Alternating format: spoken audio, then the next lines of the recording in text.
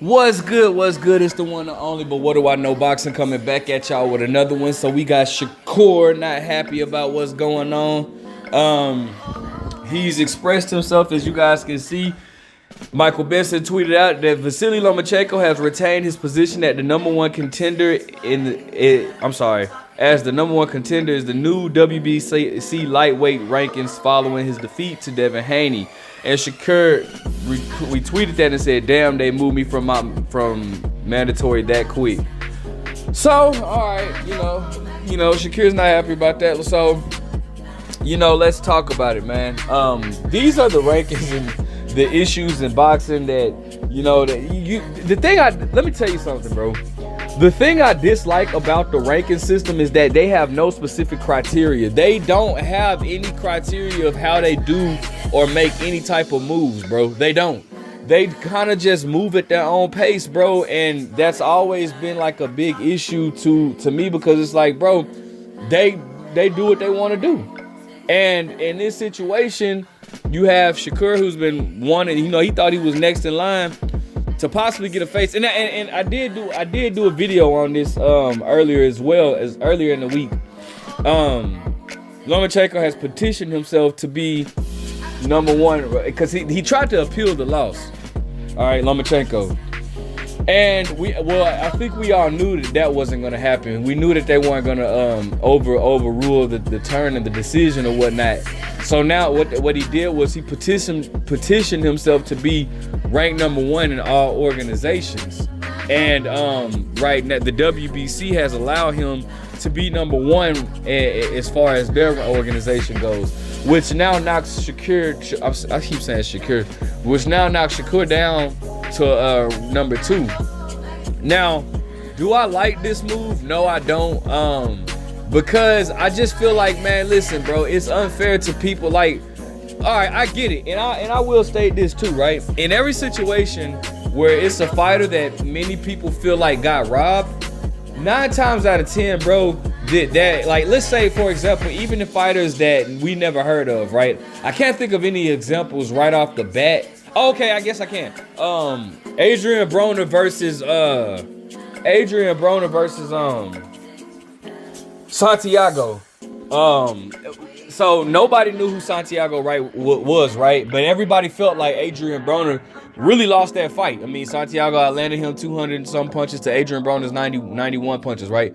So what they ended up doing was they ended up they brought Santiago back against like the likes of Gary Antoine Russell. So that's what they end up doing if it's somebody that put up a very good fight and many people thought that maybe he should have won that fight and was robbed of that opportunity, they always bring them back for more fights. Like Jermaine Ortiz. Some people thought that Jermaine Ortiz put up a very good fight against Lomachenko, so now he's made a name for himself and he'll be back, right? Well, in this situation here, what they're doing is what the WBC is now doing is they're going to try, instead of Lomachenko is already a big name and he's already solidified in boxing in itself. So what they want to do is they're going to put him as the front runner to be able to put himself in a position where he can get a rematch with Devin Haney.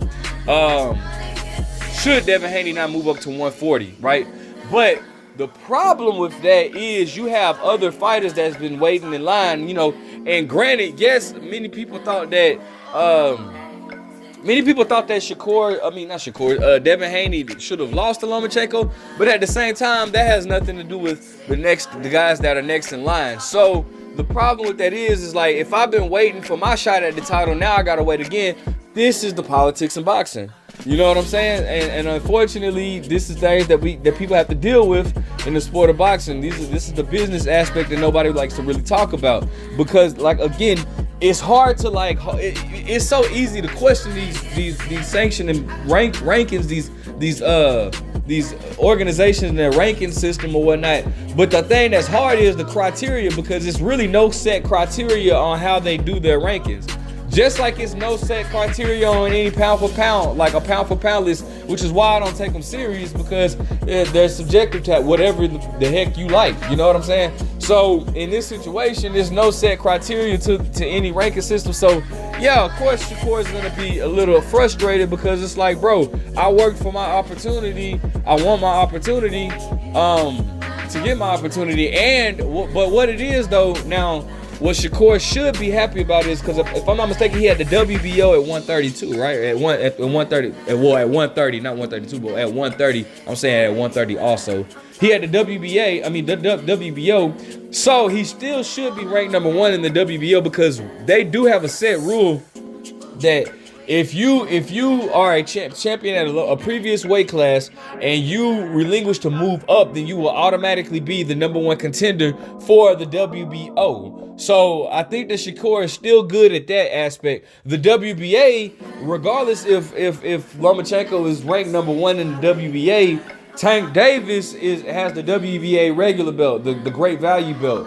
So what that means is that if Tank Davis or Floyd Mayweather, because that's the fight that I really want. I really want Tank Davis versus Devin Haney, but because the WBA is trying to get rid of all the regular belts and everything. They're trying to consolidate their belts or whatever. So Tank Davis can really exercise his right to fight Shakur, and then the WBA, I mean not Shakur, Devin Haney, and the WBA would have to press for that. But the only problem with that is Floyd Mayweather seems like he's not ever gonna try to let Tank fight any other fighter that's he's not gonna let him fight any fighter that's born in America. You know what I'm saying? Like, because obviously to Floyd Mayweather, Americans don't have a really black Americans, I guess, don't have a marketability, according to Floyd Mayweather, even though I disagree with that. But if you look at Tank's track record, he's following the Money Mayweather blueprint. So it looks as though if you're Lomachenko, you would try to go for the WBC, and you would also try to go for the WBA route, and the IBF. If he can get the IBF to because the IBF don't give a damn who you are. That's one thing that I've always liked about the IBF. They don't give a damn who you are. If you got that belt, they're gonna hold you to the same same criteria as any other champion. They don't give a damn how much money you bring. So if I'm Lomachenko, you should be trying to press for the WBA as well. All right, but regardless, I just think that I kind of feel bad for Shakur, because I know Shakur really wants the opportunity, but that doesn't mean that he can't get the fight with that doesn't mean that he can't get a fight with Devin Haney. If Devin Haney, because just because Lomachenko will be ranked number 1, that doesn't mean he doesn't become his mandatory yet. And then that also gives Devin Haney a year to fulfill that status or whatnot. But it also sets up for a possible matchup between Lomachenko and Shakur Stevenson. Should Devin Haney relinquish all belts and move up, what the WBC then would do would consolidate the rank number 1 versus rank number 2 for that vacant WBC title. So it's still hope that Shakur gets a chance to fight for the WBC belt. Excuse me. But all hands really, everything just really depends on what Devin Haney is gonna do. If Devin Haney wants to fight, or if Devin Haney wants to fight Shakur, if Devin Haney wants to move up in weight, if Devin Haney chooses to fight Tank Davis, well, I know Devin Haney wants to fight with Tank Davis. Devin Haney has been calling for that fight for the longest. But if Tank Davis, tries to make a fight with Devin Haney, it just all depends on what Devin Haney wants to do. But if he moves up, then Shakur would definitely have a leeway to fight Lomachenko for the WBC. Now I do know that Devin Haney, he stated that he did not re-sign with Top Rank. He has been talking to Eddie Hearn again. That's who he was with before. And actually, Regis Prograis just tweeted inviting Devin Haney to his fight or whatnot. Devin Haney responded to Regis Prograis and stated, like, you must have heard my conversation with Eddie Hearn. So it's possible that Devin Haney could be moving up to 140 and get a fight with Regis Prograis or whatnot. That's definitely possible. I'm not mad at that at all. Regardless, it's an outcome. It's a good outcome for each. We'll still be getting a good fight regardless. So with that being said, Hopefully, like I said, I don't like these ranking systems. I don't like what they got going on. But hopefully the right thing is done. And I do want Shakur to get that title, or at least get a title shot at 135 or whatnot. But again, it just all depends on what Devin Haney is going to do. All right. Let me know what you guys think about Shakur getting a title shot. Do you want to see Shakur versus Devin Haney? Do you want to see Shakur versus Lomachenko? Do you want to see Devin Haney versus Tank Davis? Which one do you want to see the most? Like, comment, subscribe. But what do I know?